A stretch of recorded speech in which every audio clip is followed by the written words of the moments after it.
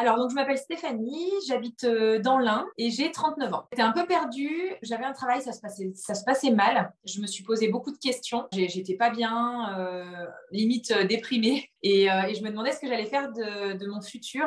Je voulais absolument quitter mon travail, mais sans savoir quoi faire.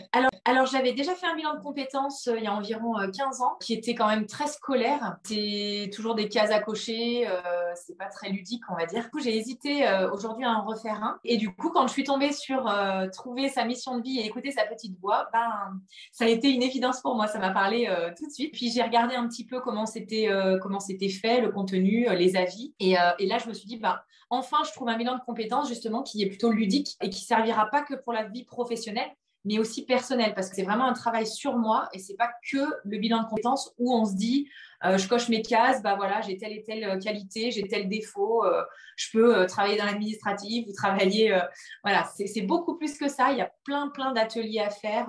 On se découvre en fait un peu plus. Donc c'est exactement ce que je cherchais. Ce qu'il m'a apporté aujourd'hui, c'est de me connaître un peu mieux, de connaître mes qualités, mes défauts et surtout de les accepter parce qu'on les connaît un peu quand même. Mais là, j'ai été quand même un peu plus en profondeur.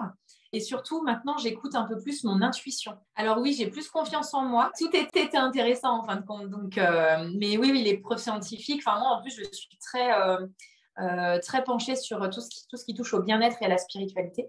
Et là, du coup, c'était vraiment en lien avec ce que j'aimais. L'authenticité, la gentillesse de Charlotte et sa voix. J'avais plaisir d'écouter douce, entraînante. La voix compte beaucoup. D'avoir des exemples, c'est vraiment le moment où on se projette justement parce que à chaque fois, on entend toujours plein de choses.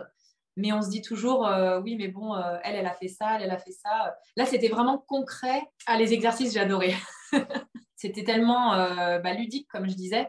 C'est vraiment comme un jeu. Donc à chaque fois, je prenais chaque module à mon rythme. Quand je pouvais, je le faisais et quand j'en avais envie. Surtout. On se renseigne un peu avec l'entourage.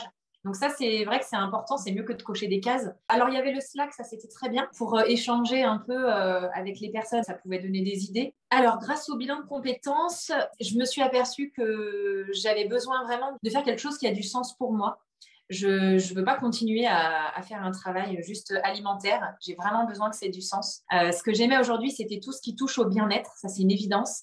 Et qui a un lien avec l'organisation d'événements. C'est vraiment essentiel pour moi aujourd'hui. Donc, je vais trouver la solution pour lier les deux et en faire mon métier. Alors aujourd'hui, je me sens apaisée. Je suis contente d'avoir quitté mon emploi et je vais enfin faire un travail qui a du sens pour moi. On fait vraiment appel un peu à tous nos sens, j'allais dire, pour trouver au mieux les réponses quoi, qui nous correspondent vraiment. Et de plus en plus, je suis amenée à donc, écouter ma petite voix, mais vraiment au quotidien. C'est pas que pour le travail, c'est dans la vie de tous les jours. Alors, n'hésitez pas, c'est vraiment un bilan de compétences, mais pas que pour le professionnel, c'est vraiment dans la vie de tous les jours. On s'en sert après à vie.